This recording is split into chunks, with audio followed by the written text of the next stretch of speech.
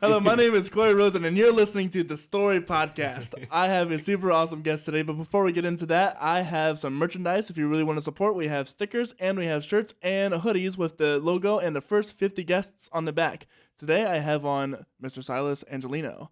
Silas is from Lancaster, PA. He's an introvert with extroverted tendencies, and he writes music. His current project is focused more on indie, alternative, singer-songwriter-type creations. Silas loves making songs, stories, and books, movies. Life experiences are some of his biggest influences in the songwriting process. You can check him out at his current project at Linktree/Narrow Haven Music. Silas, how are you doing today? I'm all right. How are you? I'm doing pretty good, man. So tell me, what was it when you were young that got you first into music? Was it the piano that you guys had, or was it an album? What was it? Yeah, so the first thing that I started doing was, my dad was a drummer, so he really got that into me. Like he would have a drum set up, so I would really, I always wanted to be a drummer growing up. Really? Like, yeah, I wanted to be the drummer before anything else. It wasn't until about like when I was 12 or 13 that, who was it? Oh, it was my first pastor. He taught me how to play keyboard. And it was really just the basics of keyboard. And he gave me like a full semester's worth of music theory and stuff like that in like a couple hours. So he would give me like dominant chords, subdominant, like the tonic. And he taught me just like chord progressions and how to do triads and basic stuff all within just a few hours. And then I fell in love with the instrument. I went home, practiced right away. I was just in love with keyboard, like from the time he taught me that to, now. so yeah, I started like basically basic stuff when I was 13, taught myself the rest of that, taught myself how to play guitar with the help of my brother and dad. And then, yeah, that's pretty much it. So what time did you start writing your own music? Right away. Right away. Yeah, so like as soon as I knew how to play one chord, like my very first song was literally just me playing one chord over and over again and just writing melodies over it. So yeah, so right away, basically. Officially, I wasn't happy with songwriting, like my songwriting stuff. That was like maybe 15. 15 was probably like when I first was kind of pleased with how I was writing. But yeah, even now when I look back on that, like it's absolutely awful, like the stuff I'd written. How has your process changed, do you think? Oh, it's changed a lot. So that back then it usually would just start with the melody and like what I was playing. Now it's like or it would start with lyrics. It would start with lyrics or melody. Now it's both like together. So like when I write a lyric, I have a melody attached to it. So like the melody forms in my head, and there always has to be a lyric attached to it, because otherwise it won't stick for me. So if it sticks in your brain, then it'll stick in other people's brain. So I think that really is the biggest thing that's changed for me as far as like songwriting. You know, Yeah. it's always hard to backwrite lyrics into melodies. Yes. Yeah, it's true. Because like sometimes it'll sound like really weird. Because like you have like a certain syllable, a certain amount of syllables for this one word, and like this word might have that many syllables, but it doesn't sound like it should have. Right, it shouldn't exactly. fit there. But yeah, you have to figure it out. So at what point did you decide that you wanted to do this forever? Yeah, probably. Yeah. Basically. At that point? At that point, yeah. So what was your next step from there? Producing, making music and getting it out there, basically, and doing it at a higher level. Because I had, I think I had GarageBand up till I was about 14, got Logic when I was maybe 15, and then produced on there. And like I didn't have anything, no plugins, nothing. I had just the stock plugins and like the sounds and stuff like that on there, and I hated them. Yeah, Like, they're not that good. they're not. They're terrible. They're terrible. Like the piano, I was looking for a good piano sound for ages, and I just didn't want to invest any money in it at that time. I finally bought like all the plugins I needed when I was like 20 probably. So What are your it top took me a while. plugins? Top plugins currently the Noir piano. That's who is it? Nils Fromm's piano plugin from I think it's Contact or Native Instruments, and it goes through the Contact plugin. That one I also like the Gentleman, and that's a nice upright piano sound. And then Alicia's Keys, which is a nice pop, like it's more bright. More bright, yeah. Yeah. So I really like those. I think those are the best ones so far. Which DAW did you use, or did you evolve to? I'm still with Logic. I mean, it's because I grew up with GarageBand. It just was so easy. easy. It was easy to transfer that to Logic right away. So I've been sticking with that.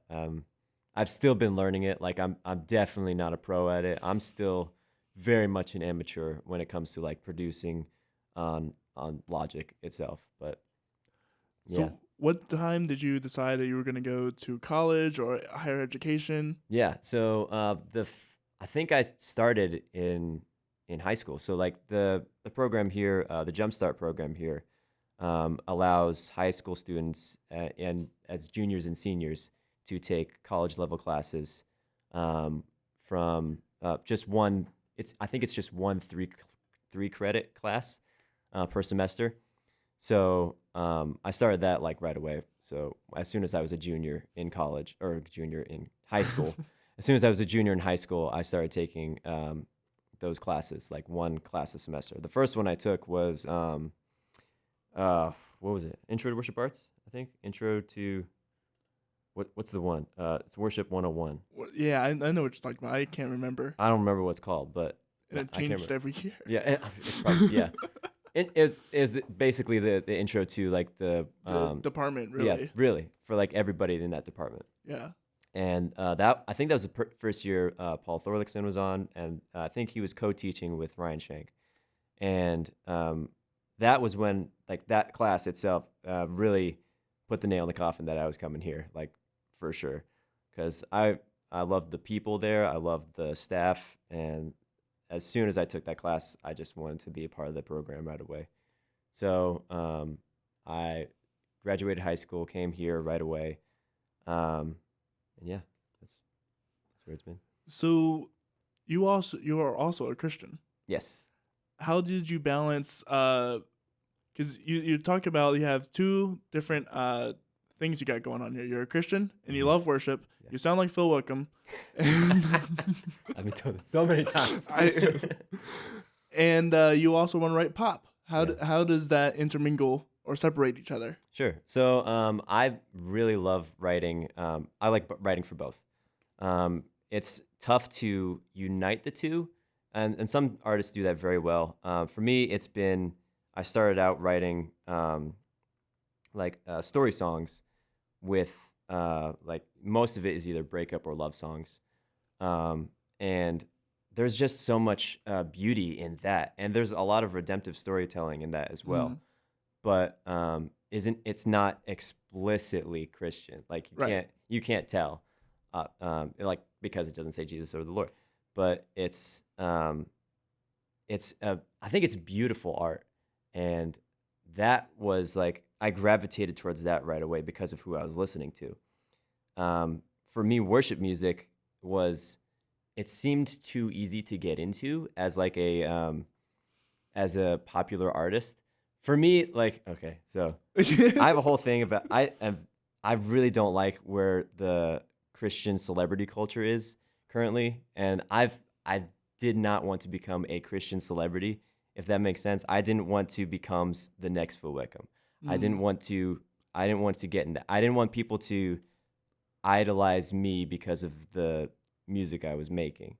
I wanted to make music to glorify God and make music for the church, but do so in a way that didn't put all the attention on myself.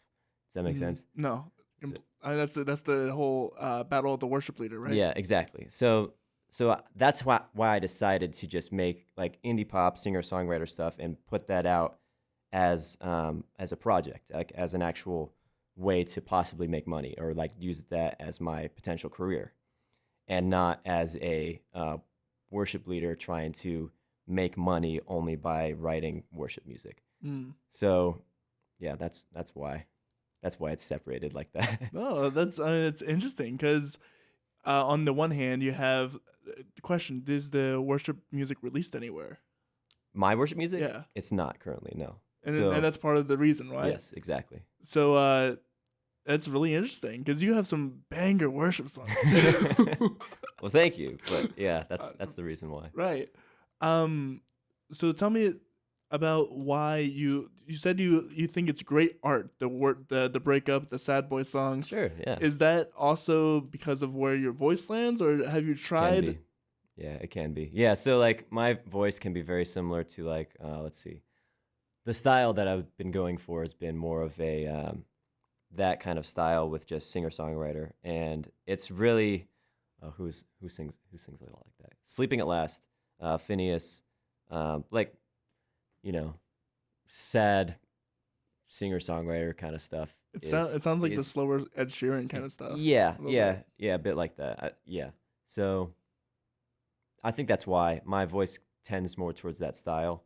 I wanted to try out what was it? Alternative indie rock. So like more of the side of Coin and Bad Sons and I'm blanking on these names now. Coin. What's another Colony House. And I wanted to go for that route, but I didn't have a band. And that's usually Fair enough. yeah, so like the solo singer-songwriters typically tend more towards the sadder and quieter and more mellow kind of stuff. And that's kind of where I just fit in. And yeah. So tell me about we have one of your songs lined up, Lying to Myself. Yeah, so Lying to Myself, that one started out, when did I start writing that? I think like late last year. And that one just started out with like that guitar progression with the finger picking, super simple. But then I came up with that first line, those first two lines. The lyrics were, first of all, I miss you. Secondly, I never want to see your face again. And I was like, oh, this is good. I got to build off of this. So I just basically made up a whole story about this guy who is struggling to move on from a very a narcissistic kind of person who it was basically just a toxic relationship. I'm trying to think of how I described it. But yeah, that kind of relationship. And yeah, it's someone who you're drawn to, but you know it's not healthy exactly. for you. Yeah, exactly. Manipulative. Manipulative, yeah. Yeah, that's what it was. So yeah. Tell me about the compositional process. So I started out with just the guitar, and I wasn't sure how to build it from there. But then I heard there were some songs that really inspired me.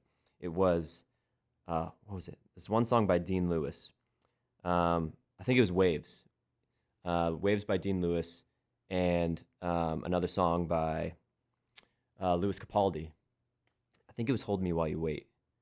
But yeah, so that singer-songwriter stuff with like the big toms and like the snare, really open and anthemic. Anthemic. Yes, anthemic. So that's a word I haven't heard. yeah, it's just like that. It starts out really soft and really to slow. the wall of sound. Yeah, to the wall of sound where you're Gotcha. just like, yeah, and you just want to scream it. So yeah, it got to that point, and it was just a beautifully. Like my producer, he came up with the idea of using that the ooh part that you'll hear in the bridge and bring it over past the right after the first chorus. I was like, oh, that's brilliant! That's brilliant, and it's like, and it brings back and it ties everything together. And yeah, it starts out with that really slow, just the guitar, and then builds into that hugeness, and then dies back down, and yeah, it goes from really intimate to really, anthemic to back down to intimate again. And with that said, this is Lying to Myself by, is it New Haven Project? Narrow Haven. Narrow Haven. Narrow Haven. There it is. Yeah. First of all, I miss you. And secondly, I never want to see your face again.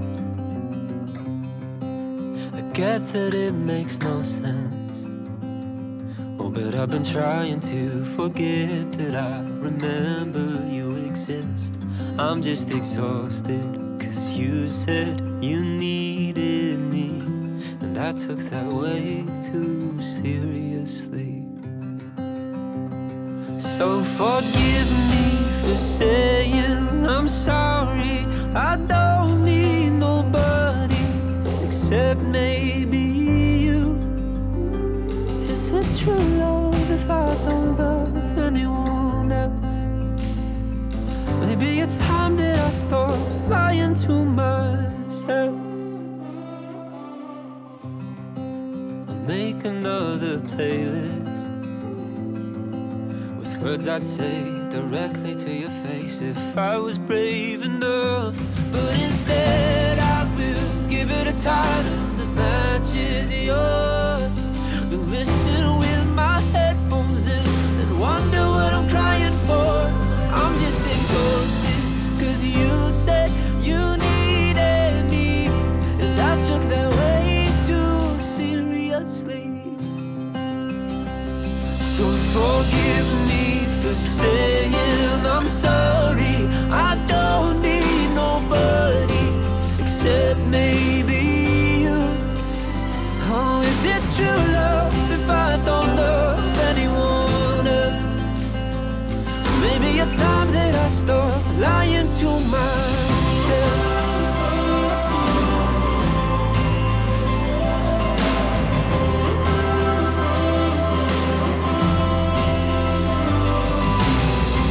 Circle back to the topic of how you seem to move on, 'cause I've been acting psychotic and talking to people who've been over.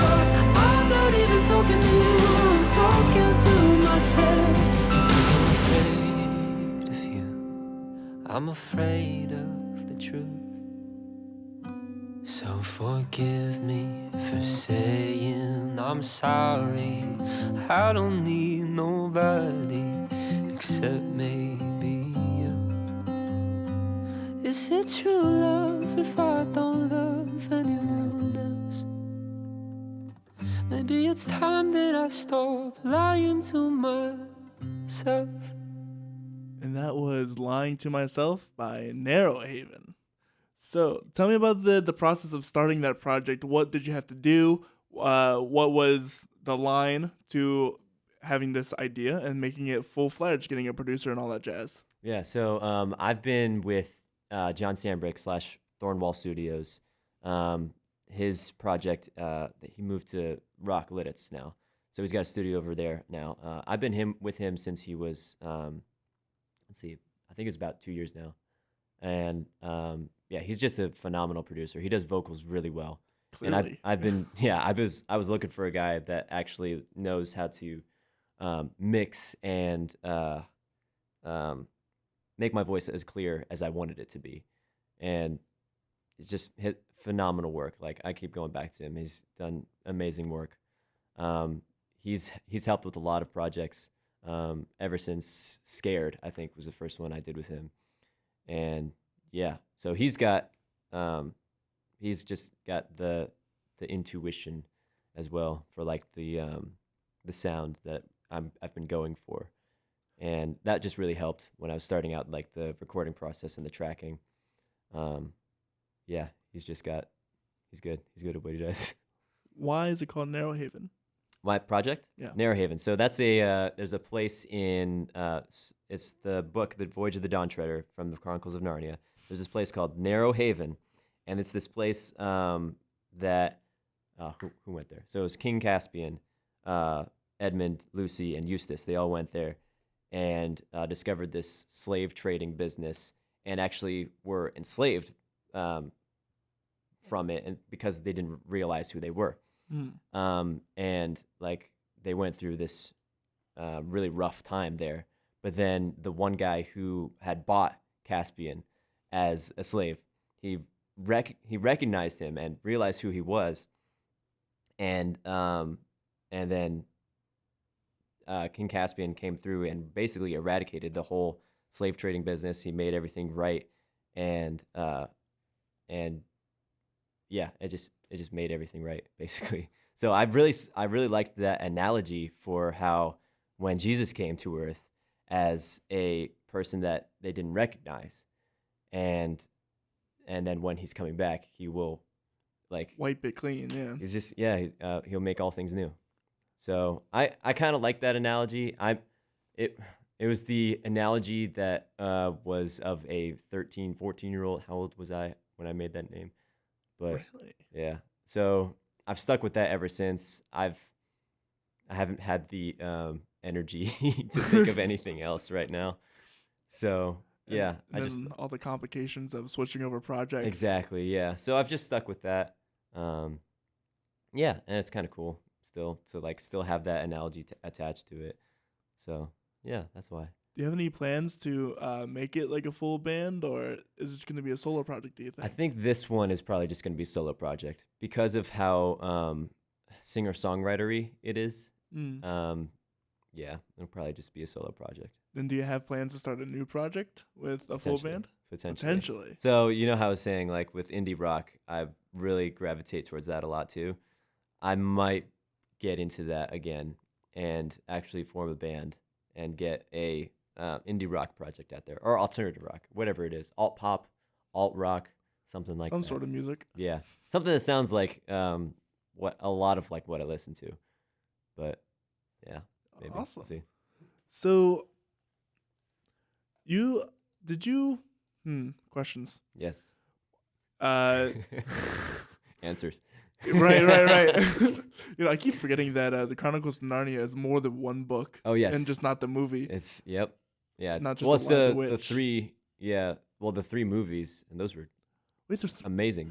That's so right. after There's they three of sold them. it, so they sold it to 20th Century, like after Prince Caspian, and then Prince Caspian was like amazing. Really, I don't know why when they came out with Voyage of the Dawn Treader, it was the bar was up here for after Prince Caspian, because like that was an amazing movie, and then Dawn Treader was just awful. Just awful. Honestly. Like the expectations were really high, and like it captured the story pretty well, but it went and did its own thing, and which worked for Prince Caspian. It did not work for Voyage of the Dawn Treader, for the movies anyway. And now I think the whole series has been bought by Netflix, so they might put out something else, like as a series maybe. I don't know, but yeah. I feel like books should be a series anyway. Should be done as series. Yeah, done as like a series or a show. Or a miniseries, yeah. Yeah, probably. Yeah, because it's like chapters, really. How are you gonna fit a whole entire book? Yeah, into- I mean that's what they've been doing with like a lot of shows recently. I mean they're now doing the Rings of Power, which is what's not even based on a book, but yeah. I mean, I guess kind of. I don't have much hope for that one. Yeah, what was the other one? Wheel of Time also. That one was based on a book, and yeah, I don't know. I didn't read those books, but I mean, it translated okay, I guess. So I'm curious, for as a Christian and a worship leader, Yes. what are some of the things you have to think about? Some of the considerations you have to take into consideration. Sure. Yeah. For being a worship leader, what are some of what are some of your responsibilities? Music choice, etc. When it comes to like the job itself. Job itself. Okay, so let's see, like as far as music choices or like team choices, or are we talking like the whole realm of what the job? Let's start broad and we'll narrow it in. Okay, sounds good. So for me, I'll start with basically my whole mission / vision. I really want to involve as many people as possible in serving, because the more you serve, the more you're connected with each other, and I think it's more glorifying because you have a huge body of believers that have the same goal of bringing people before the throne of God, unified. And when it becomes more people, then you don't have the focus on like one person or fewer people that become like I was saying earlier with the Christian celebrity culture. We don't want that at all. So to involve as many people as possible is a really good and I think it's healthy. As far as music choices, it's always tough because there's so much stuff that you could do. There's so much stuff now, and so much stuff that you want to change, but it's not legal. So yeah, there's a lot of stuff that we've been doing that's we've really been liking the worship initiative. Their stuff. Let's see. I mean, there's been Hillsong songs that have been good. Shane and Shane. Yeah. So. I'm curious, what changes would you make if you were allowed to songs? To songs? Yeah. Some songs, there are certain lines or phrases that we don't always think are beneficial for like congregational worship. So sometimes it's like Corey Asbury? Maybe. So yeah, that's a whole nother topic. Right. But yeah. Like that. I'm trying to think of a good example. Let's see. Oh, so for like there's this new song called Simple Kingdom by let's see, who is it? Brian and Katie Torwalt and Cody Carnes. And there's this line that goes, "Your kingdom is coming, your kingdom is here," which right. yeah, your kingdom is here. Like that line itself is true in like what's the verse that talks about it being? It's like the already not yet. Like yes, the already not yet. We are the kingdom, but it's technically his kingdom is coming. So it would make more sense to say your kingdom is coming, your kingdom is near. But it's not legal to change, right? Of course, because of copyright. So that's one instance where that would make more sense, especially for congregational worship. But yeah, that's an instance. There's like we don't do a whole like we don't. There's not a ton of songs that we are like, oh, that we can't do that. There's not like a whole list of songs. Of course, like, oh. right? Yeah, and there's stuff that can be done and explained away. Yeah, exactly. Right. Yeah, so like "Honey in the Rock," that's a brand new song. Like people, you really have to explain that one. Like the verses that it goes with, like "Honey in the Rock." Never heard that one. You never heard that? That's no, I heard that one who's done that? Brooke Ligertwood, or whatever her name is, from Hillsong, had her own solo project. Okay. Yeah, I must admit I'm not as up to date with all the Christian songs as I'd like to be. That one came out this past year, I believe, like pretty recently, and we've done that one at church, and that's one that we've had to explain. But it's a great song, and I think it's great. It's a great let's see. It's kind of like Jireh, where you're talking about the Lord as your provider, but also "Honey in the Rock" is like because honey in the Bible was a sweetener. Yeah. So Jesus is like our provider as well as the sweetener for life. And it's just because like it goes back to that old hymn, like "'Tis so sweet to trust in Jesus." Mm-hmm. And so you get to tie those together. And I think it's a great song. That's cool. Yeah. So speaking of new songs, you have a new song out. I do, yes, from my Narrow Haven project, yes. Talk about it. So Sympathy. This one was, well, man, going from completely different spectrum. This one was based off of the movies of the Daniel Craig Bond movies. Really? Yes, actually. So this one started out, I wanted to kind of portray the checkered past of James Bond and him learning to trust. So it was like the last two movies. The what was it? Spectre, and No Time to Die.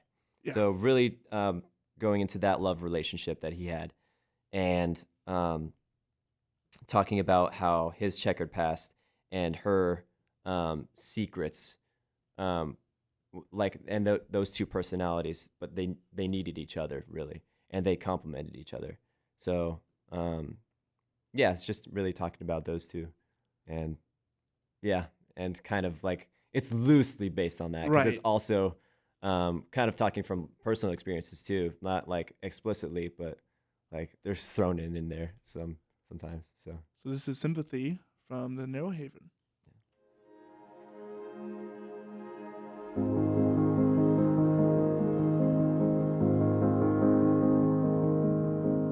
resident of a mansion with halls I'd never mention and rooms that I don't think I've ever seen. Skeletons in the closet with shirts I haven't worn yet and clothes I've worn since I was 17. Close the door and bolt it shut, 'cause you're the only one I trust. What can I do to help you feel the same for me? Baby, don't be unforgiving, 'cause I already have no sympathy for myself. And darling, I'd be more than willing to put my cold heart in your hands and let it melt.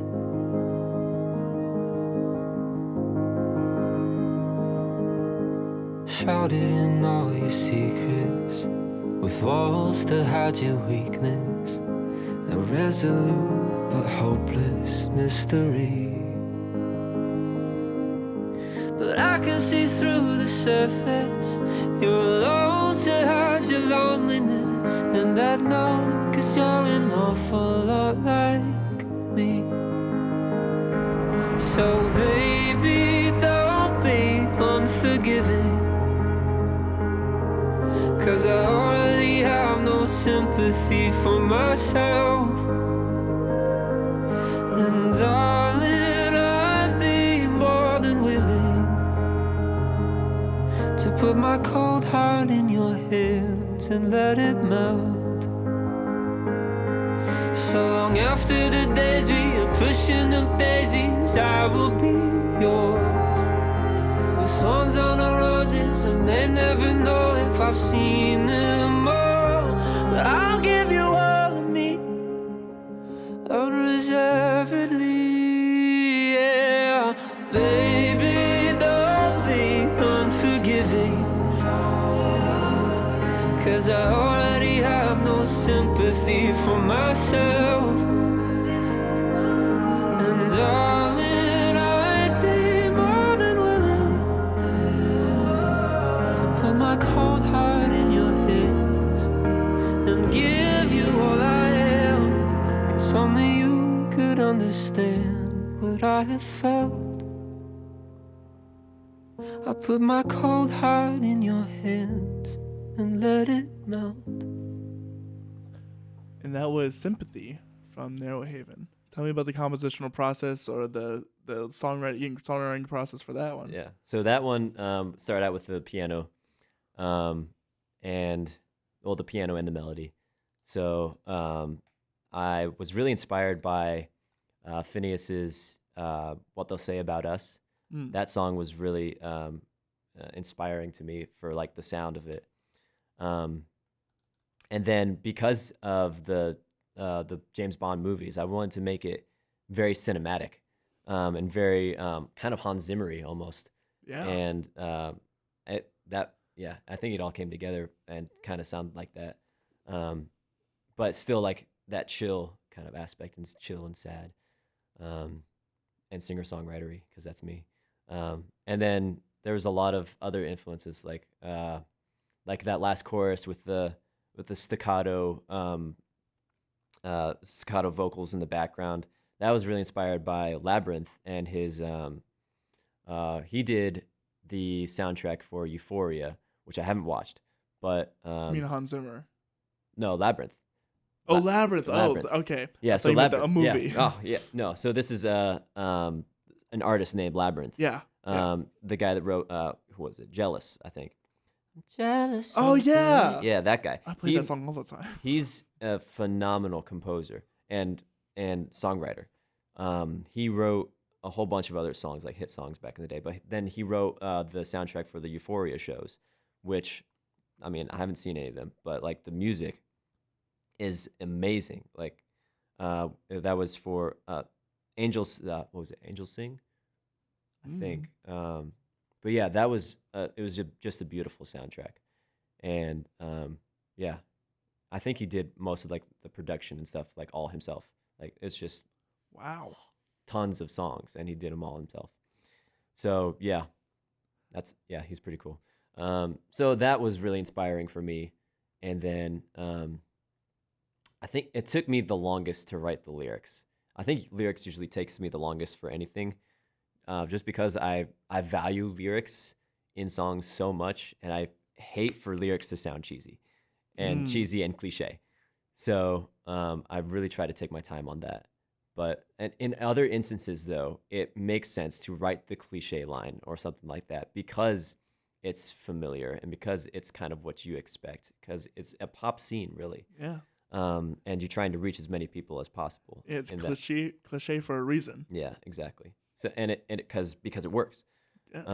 But yeah, it's tough because you try to find like the healthy balance between those two, without trying to be too different, without trying to be too cliche.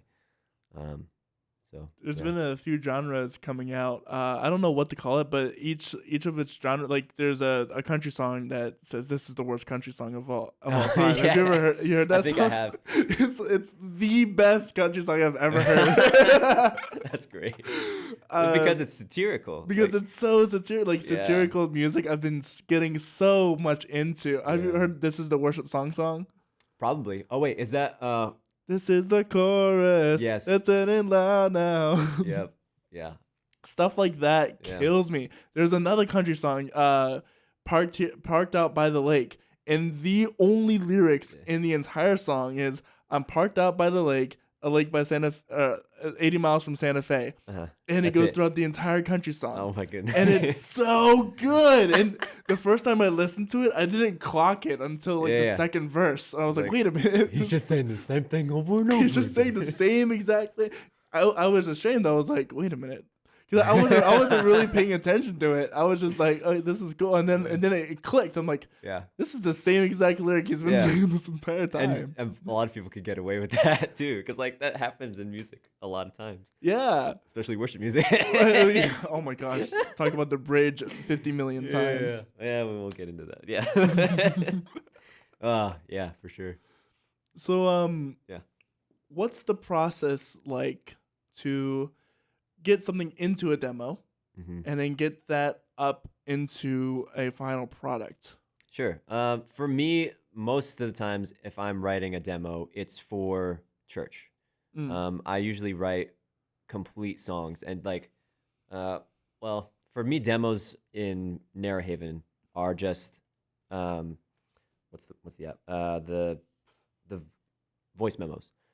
So like that's basically a demo for me. Just play it into the phone, and then give that as a reference, and then give other songs as a reference, and then go into the studio and just make music. But if I'm going to write a demo, then it would be for like worship music. So just to give the worship team that will be playing it an idea of what their part is going to sound like. So do you perform your own worship music at your church? Yes, yeah. Oh. So yeah, and without trying to make it seem like it's Like it's your music. exactly, Right? yeah. So yeah, we've done like the most recent one we did was "Rather Have Jesus." I wrote that in January, I think, like pretty recently within the past year, and I recorded a demo of it and wanted to get the team to play it, and I just had to write like a few different parts. So I'm terrible at drums. Like I can't record drums at all. Like I can play drums, I cannot record them at all. Why?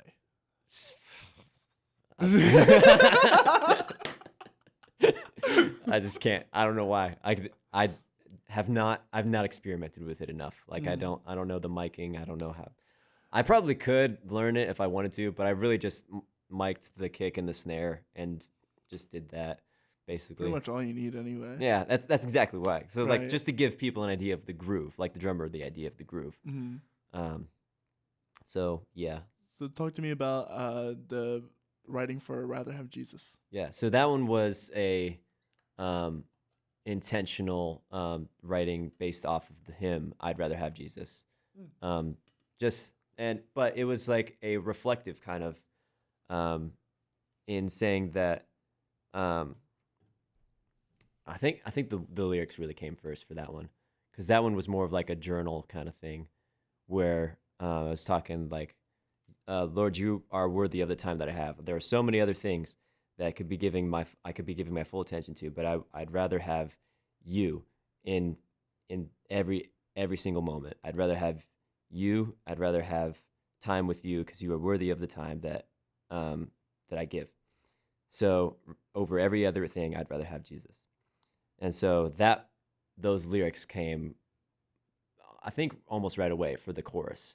The chorus was simple, and then the verses, I was trying to rhyme the names for Jesus with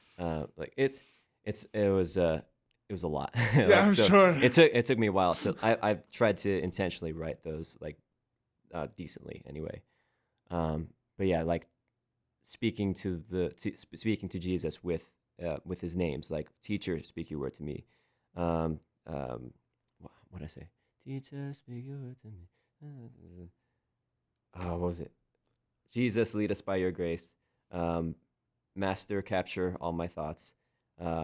Shepherd, tether me to you. So yeah, so like the words try to rhyme those. Like, I like rhymes within rhymes. That's really like my Rhymes within rhymes are really fun. Yeah, that's like my whole thing, really. Yeah. Rhymes within rhymes, like rhymes at the end of lines and going into the next line, like to rhyme it. Yeah, I love rhymes within rhymes. That's like my whole thing. So, yeah, and then I don't remember how long the bridge took me, but that probably took me a while too. But yeah, that was that song. And so we're gonna listen to that now. So this is "Rather Have Jesus." The demo. Just the demo. Just the demo. Just the demo by Silas.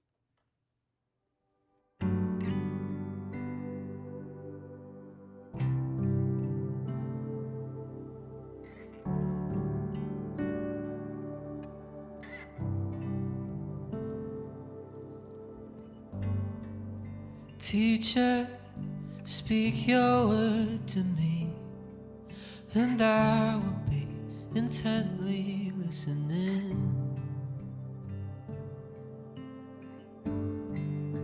Jesus, lead us by your grace.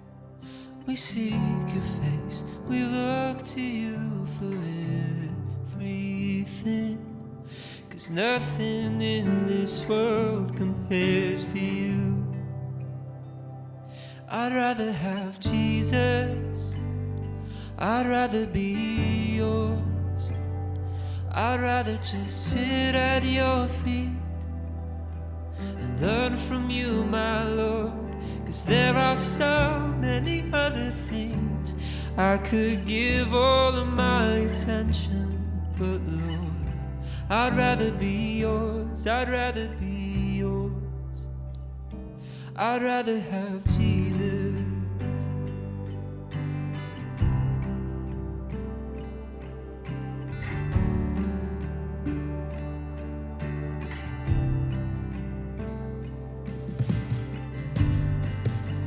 Master, capture all my thoughts, reveal the parts in me that are of you.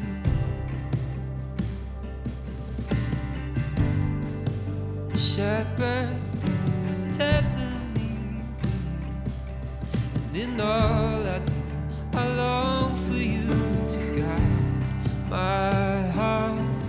'Cause nothing in this world compares to you. So remind me, Lord, I need your point of view. Yes, I'd rather have Jesus, I'd rather be yours. I'd rather just sit at your feet and learn from you, my Lord. 'Cause there are so many other things I could give all of my attention, but Lord, I'd rather be yours, I'd rather be yours. With no more excuses, no more negotiations, you have my full attention.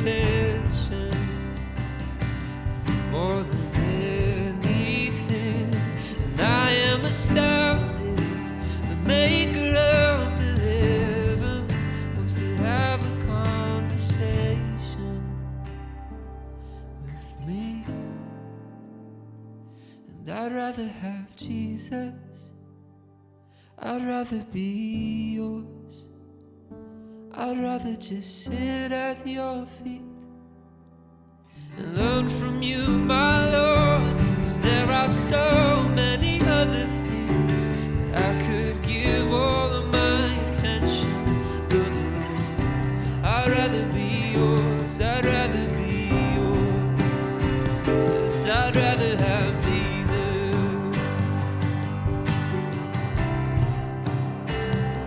I'd rather have Jesus. Oh.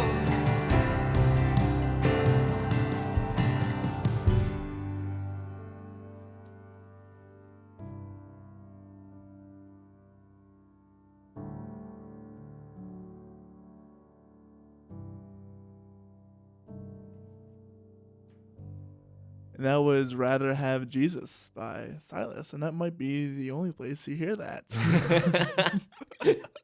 Perhaps. Perhaps, May- mayhaps. we might get that recorded and actually published, but we'll see. But if you're ever gonna hear it, you might hear it at our church. So Yeah. yeah. And so, are you okay with giving that a church name and words out of the way? I mean, sure, yeah, that's fine. Go for it. Yeah. So I go to Calvary Chapel Delta. I'm the worship leader there. It's in like the bottom of Pennsylvania in York County. Yeah. So what we do at Calvary Chapel is we go through the Word really, and we just go from like line by line, verse by verse, and study the Word, and that's basically what it is. And our worship is mostly contemporary, some traditional aspects, but and it's there's a mostly song contemporary. after every single verse relating back to the verse. Exactly. No, yeah. So yeah, it doesn't matter where, like what day it is really. If we were in 1 Corinthians 13 last week, we'll be in 1 Corinthians 14 this week. Like it's So it's one of the churches that like goes through each book exactly as yep. its, yeah, as its so- own series. Yeah, exactly. So the book is where we're at in the Bible defines where we're teaching from, basically. Right. So like it's not always a if we finish Job, we're going to Psalms, or like if we finish what's the word? If we finish John, we're going to Acts. Like that's not usually how it goes. Like if we finish one book, then you can go to a different book. But sometimes we'll go straight through. Like we did finish Job and go to Psalms. We're probably going to go to Proverbs after that. Yeah, we just try to go through the whole Bible. So That's cool. yeah. And I've always appreciated churches like that because it's more. I find them. It's kind of more like school in some aspects. Yeah, it is kind of academical, but in the sense that we're studying, but it's also just trying to hear from the Lord, because like worship should be conversational, I believe. Mm-hmm. And worshiping the Lord should be like prayer should be conversational. Worship, it should be just be to the Lord, but worship should be conversational. Prayer should be conversational. So that's kind of what we're doing. Yeah. So like talking to the Lord through worship, hearing from the Lord through His Word, and responding, and trying to make that like a daily habit. Yeah, no, I really appreciate it because I'm going to make an assumption, correct me if I'm wrong, but you get a lot of context that way. Exactly. Yeah. And you truly understand, okay, this psalm was written at this point in David or whoever's written Yep. it life. Yeah. This is exactly what was happening, and Mhm. this is the reason why he's writing this way. This is why he's writing this lament. This is why he's writing this praise song. Exactly. Because it's, I mean, granted, the Psalms don't give a lot of context It's true. Yeah. to where David or whoever the psalm writer Yeah. is at. Yeah. Exactly. And so I really appreciate about that a lot of churches, because some churches just do the sermon on whatever Yeah. the pastor dictates. Yeah. And that can be many different ways. Yeah. But I do love the churches that go through it in a more methodical way, Sure. and give context, because that's what a lot of Christians are missing is Yeah, the context. Exactly. Yeah. And that's the stuff we need to pay attention to the most. Yeah. Because without context, you can make any verse say what you want it to say. Yeah. Exactly. Mm-hmm. Yeah. Yeah.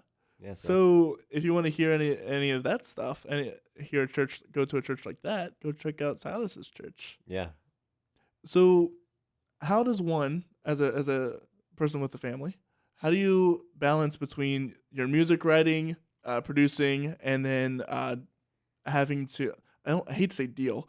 Having to balance I had that to balance with, that with with the the family, yeah. Sure. For me, well, we really try to prioritize family over everything else. Mm. Like even in church settings, in every setting, prioritize family over everything else. Time with family is, for me, especially important. Because I have a daughter and I have a wife, and we love each other. So yeah, we prioritize that really over everything. We try to do most things together. When it comes to like songwriting and my own like music project, we schedule out that time. So we'll make sure that we'll have time. It'll probably be like on my day off, but it's not that often that I go to the studio. Like if I'm writing, I do that on my own time. Like usually I can write half of a song like on the drive home, and yeah.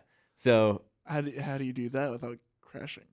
it just happens in my head. Oh yeah. So you remember that? oh yeah. So you think of the melody. Sometimes I'll just put on a voice note. That's voice why note, fair that's enough, why yeah. it's so melodically and lyrically driven. So like you think of the lyric and the melody as you're singing it. So I thought of a melody lyric yesterday, and I was like, I'll remember it. Yeah, voice notes. Voice notes. I know. Get those voice memos. Yeah. So for me, that's a huge benefit. And then like sometimes on my own time, like when Brielle's gone to bed, like when my daughter's gone to bed, I'll just sit down with the guitar or whatever and just write, or just sit down with my notes sometimes, because sometimes it'll just be in my head, like the music and the lyrics, and then sometimes I just have to write down lyrics. Does your daughter sing with you? She knows her ABCs, so we sing that a lot. Yeah, and Jesus Loves Me was her favorite song too. So yeah, That's cool. yeah. So yeah. So, running out of time here, I have some general questions. Yeah, sure. What are some mistakes that maybe you think you have made, or you've seen other worship leaders make, that that you would like to prevent, and or have others that come after you be aware of? That's a very deep general question. That's a good question though. I think that's a good question. Some mistakes. I think discrepancy against certain songs kind of leads you down a path that you don't want to go down. And thinking about the theology way more than you actually need to tends to be a drag and causes people to not want to worship. Like it takes other people out of a worship mindset with you. So,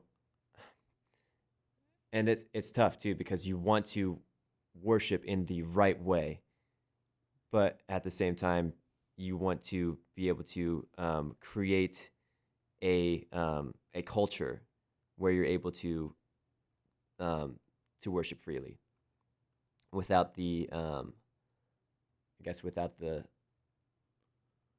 The noise.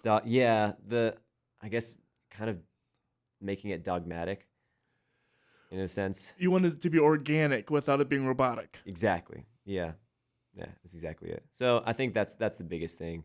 And prioritizing that over everything is it doesn't help anybody really. I mean, it helps those that are looking for that for sure, but like overall, yeah, it just makes more sense. So then, in regards to worship, what is worship? What is worship? What is worship? That's a daily act of prioritizing your time to give to the Lord, and everything that you do to do it for Him, and to glorify Him in whatever you're doing, basically.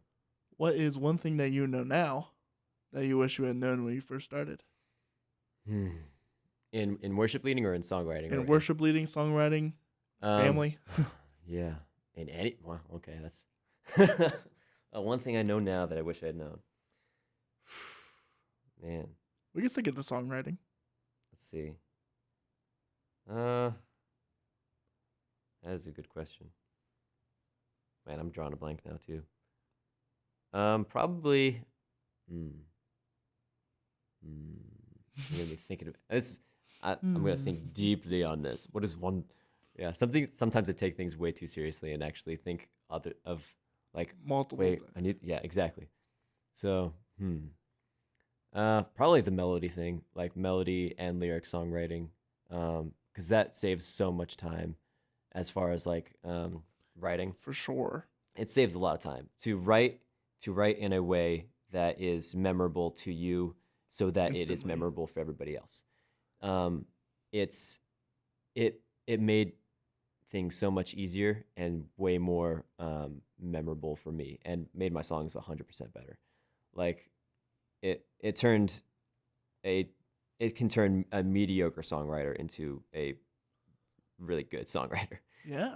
So, and like finding rhymes within rhymes, for me, it took a while to figure that out. But yeah, I think overall it really helped me in my songwriting process and made it more interesting. I'm curious. As a father, what is one thing you didn't expect when it came to having a child? One thing I didn't expect. I mean, I grew up with a lot of kids in my family, so I'm actually the second oldest of 11 kids. Oh wow! So my youngest. So you're experienced. I'm pretty experienced. Like I knew what I was expecting when it came to having a kid. Well, not like my own kid. Right. Like having my own kid was like, it was so different. It is different because like you are the caretaker. You are responsible for how they grow up. You are responsible for what they learn. And yeah, it's kind of a shock, but yeah. So I was 19 when I became a dad, and so I had to grow up real quick when it came to that. So, but because I had so many siblings, I had already kind of taken on that role in kind of certain areas already, but it was just to a level that that I had to get ready for. Like that you become ready for it. Of course, right. But yeah, it's just brand new. Just brand new. Yeah. And I'm sure the stakes are just heightened. Oh, for sure. For sure. That's mine. Yep. Stay away. That is my responsibility now. Yes. How have you found your faith challenged or grown throughout your career? Let's see. When COVID hit, that was real tough because there was no community aspect to the worship, to our worship lives. Really, we stayed home in quarantine for a huge portion of that, and that was rough. It was kind of tough. It caused me to question a lot of things, like the whole. There was a lot of people that were like reconstructing and everything their faith, which I can totally get because I could see what the culture had created, and there was a lot of things that were exposed that needed to be exposed, but it caused me to question some things and took me to certain places like in my thoughts that I probably didn't need to go to. That I think, but because of that my faith has strengthened even more, and it's been like the church that we're at now. It's just been refreshing. It's been helping us to grow a lot more. It's been, yeah. I think in terms of like my faith, I'm like not as strong as I was when I was like I don't want to say strong, not as passionate as I was when I was first starting out with college, but I think passionate in the right areas more. So yeah, I think that's what. And one last question. Sure. What is one of the funniest or funnest things that have ever happened to you during a performance? Oh my goodness. So my voice cracks like out of the blue, and every time. Let's see. there are so many times that I've had voice cracks. I'm trying to think of the best one. I can't think of a really good one recently. But there's like anytime I try to go for like a high note and it just cracks like out of nowhere, and I'm just like, okay, keep going. So you know how you like have those vocal cracks, and then like you try to sing louder right after that, so that you're like, that didn't happen. Yeah. Try to cover up the fact. Exactly. It was a stylistic choice, actually. Yeah, exactly. Yeah. It just shows the emotion more. Right. Yeah. So that'd probably be it. Yeah.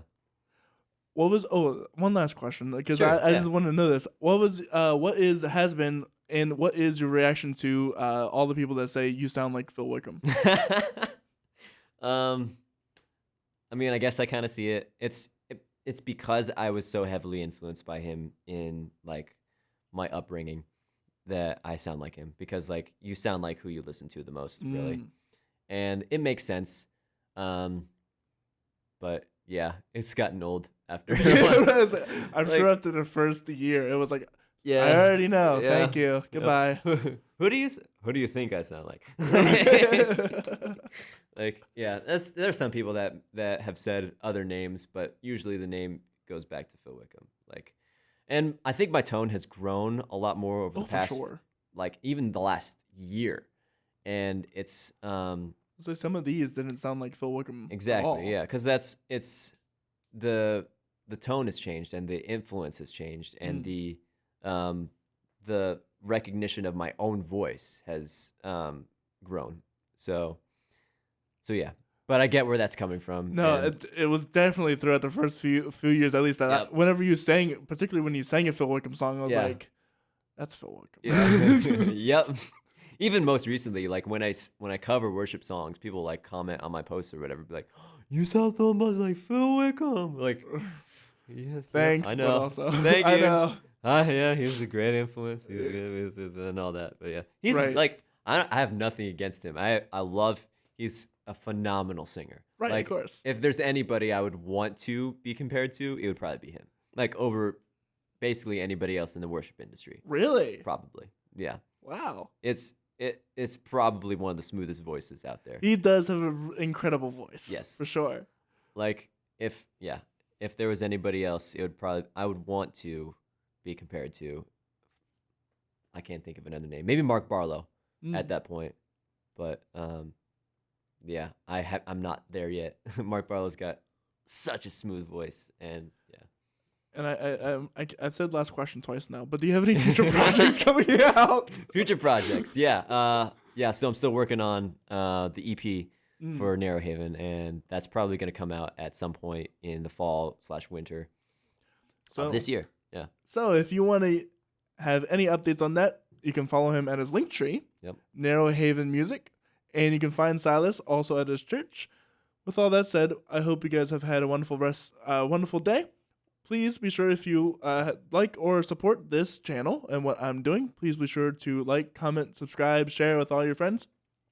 Be sure to check out the shop where we have stickers and merchandise there, because that really does help out. Tomorrow we're going to be having on Jess Kansi.